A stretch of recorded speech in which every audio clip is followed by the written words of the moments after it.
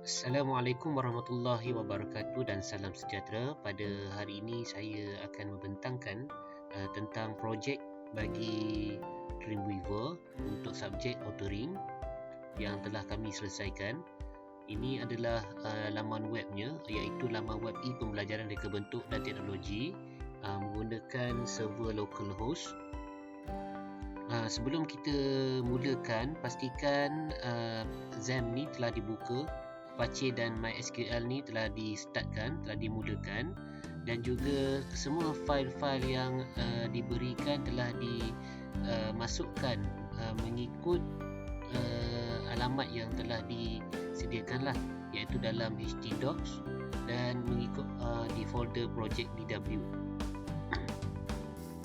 Seterusnya kita akan masuk ke laman yang disediakan menggunakan alamat localhost project DW, dan dia akan mulakan dengan sign in, sebab kita dah hadkan user untuk sign in terlebih dahulu baru boleh masuk ke dalam laman pembelajaran ini. Di laman di PHP file ini, di muka ini dia menunjukkan ada dua jenis user, iaitu user biasa dan satu lagi adalah user admin. Okay, untuk user admin ni fungsinya adalah untuk boleh mengemaskini dan juga membuang pelajar-pelajar yang telah berdaftar. Kita akan mulakan dulu untuk user biasa.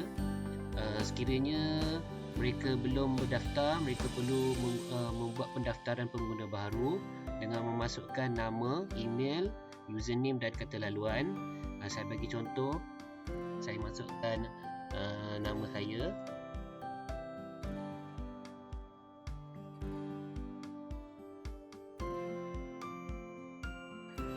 Kemudian username kita akan gunakan yang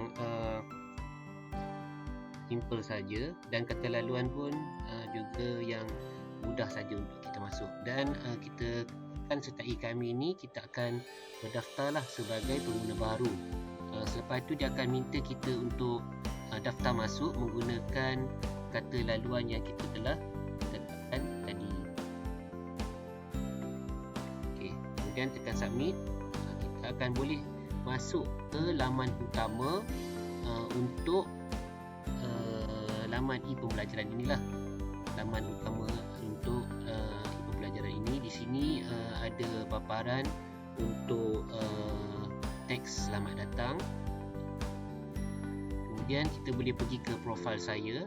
Profil saya ni adalah untuk pelajar mengemaskini profil mereka.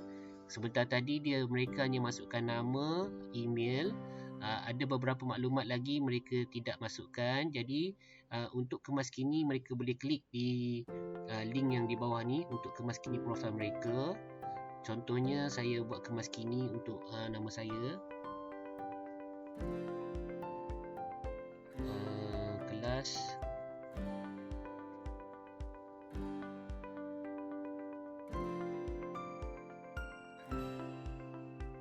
dan alamat, boleh letakkan apa-apa saja alamat yang sesuai. Okey, contohnya alamat yang kita dah masukkan ni. Kemudian klik kemaskini. Apabila kita kemaskini, segala maklumat yang kita masukkan tadi telah berada di profil saya. Sebentar tadi kosong. Bila kita dah masuk tekan kemaskini, profil tadi pun telah dikemaskini. Kalau kita tengok pada database PHP MyAdmin kita dalam registration, tadi kalau kita masukkan maklumat yang terbaru ni di nombor 8 ni, segala maklumat tadi pun dah dimasukkan lah.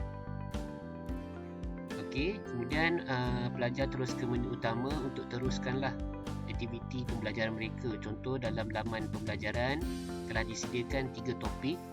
Topik yang pertama, topik yang kedua, topik yang ketiga. Mereka cuma perlu pilih topik di bawah, kemudian tekan pada link yang disediakan. Dia akan pergi ke topik yang pertama. Di sini terdapatlah grafik, gambar, ada latihan untuk gambar. Kemudian untuk mereka kembali, mereka tekan ke link yang di atas ni, kembali ke menu utama tadi. Kemudian pergi ke topik yang kedua. Di sini ada animasi kita letakkan untuk menarik perhatian pelajar dan juga jadual yang berwarna lah. Ini contoh untuk aktiviti pembelajaran. Berita selari pun sama, cuma animasi dia kita gunakan yang berbeza. Seterusnya untuk buku tetamu. Buku tetamu ni adalah untuk pelajar menulis sebarang komen atau catatan berkenaan dengan laman ini. Contoh, kalau saya nak tulis catatan saya,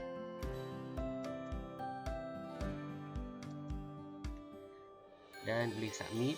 Okey, apabila dah submit, pelajar boleh tekan pada link di bawah ni untuk melihat catatan yang telah mereka isikan. Ini adalah catatan beberapa pengguna yang lain lah. Yang tadi sebentar tadi kita dah masukkan ada di bawah ni. Dia akan masuk di bawah sekali. Okey, jika nak kembali boleh tekan pada butang kembali ataupun boleh juga tekan kepada link di buku tetamu di atas.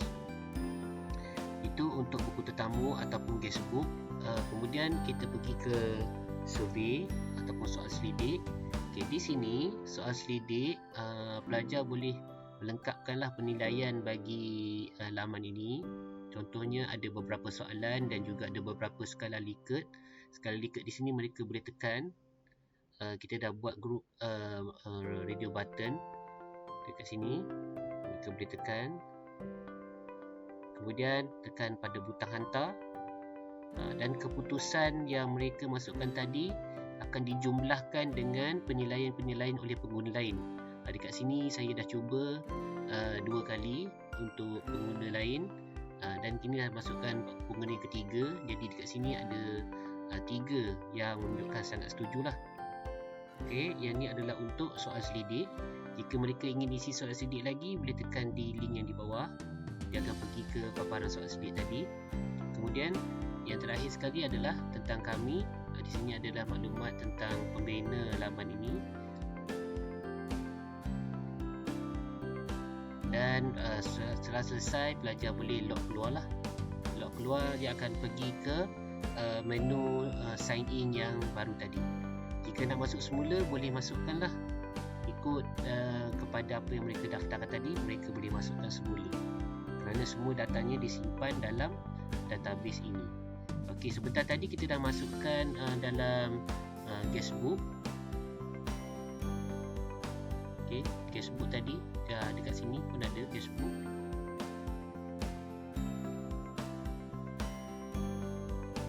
Okey, guestbook pun ada dan juga survey pun tadi yang kita masukkan tadi adalah survey yang ketiga. Dah masukkan penilaian pun ada dalam ni, dalam database projek DW. Okey, seterusnya saya ingin tunjukkan paparan untuk admin, apa yang admin boleh buat. Okay, untuk paparan admin, kalau ikutkan dekat sini kita dah ada database untuk admin, dan dalam database admin ni kita dah daftarkan admin dengan kata laluan admin dan username admin dan kata laluan 123. Untuk masuk ke log masuk admin, kita perlu gunakan nama pengguna dan kata laluan tadilah. Seandainya kita gunakan pelajar yang tadi tu cuba nak masuk, memang tak boleh lah. Memang tak boleh sebab tidak berdaftar sebagai nama pengguna admin. Jadi untuk masuk ke laman admin ni, kita perlu masukkan nama pengguna dan kata laluan yang telah ditetapkan seperti tadi yang saya tunjuk dalam database ni, admin dan kata laluan 123, dan tekan masuk.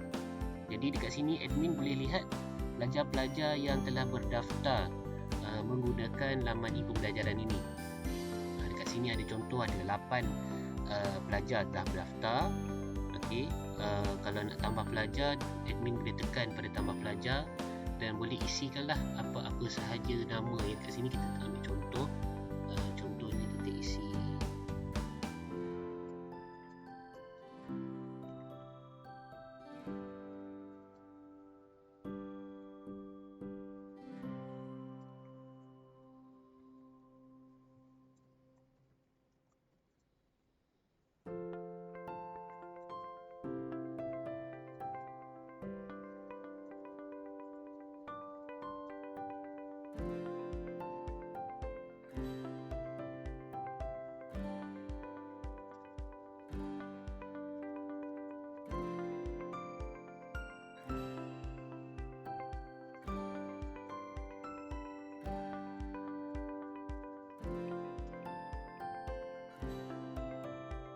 Okey, tadi kita ada, kalau kita tengok pada registration, ada 8 pelajar.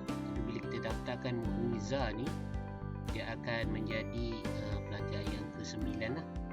Murniza ni akan duduk di nombor 9. Kalau kita refresh juga kita punya database ni, dia pun akan masuk lah di kedudukan ID yang ke-9. Okey, kalau contohnya admin nak buat edit untuk pelajar, boleh pilih mana-mana pelajar, contoh Murniza ni. Kemudian tadi nama dia mungkin salah, nama dia mungkin Murniwati, nak edit. Kemudian nama singkatannya Murni 12 contoh. Okey, ataupun rumahnya nak tambah postcode. Okey, ataupun kelasnya kita pun nak tukar. Dan bila kita klik kemas kini, data-data tadi dia akan kemas kini lah. Tadi kita tukar 4 tekun, nama pun Murni pun nak tukar kepada Murniwati. Jadi semua maklumat tadi pun juga dikemas kini di dalam database PHP MyAdmin. Sama dekat sini Murniwati kita dah tukar. Okey, kemudian jika admin nak delete pelajar, hanya tekan saja butang delete. Pelajar ni akan hilang lah dalam senarai. Jadi tadi ada 9, sekarang dah ada 8 semula. Jadi kalau kita refresh kepada PHP MyAdmin pun, dia dah kembali kepada 8. Jadi itulah peranan untuk admin di dalam laman e-pembelajaran ini. Apabila dah selesai, admin boleh tekan lock keluar. Dia akan pergi ke paparan utama tadi untuk sign in. Untuk sign in semula, boleh masukkan kata laluan tadi. Sama sahaja fungsinya. So, itu sahaja pembentangan kami. Terima kasih. Assalamualaikum.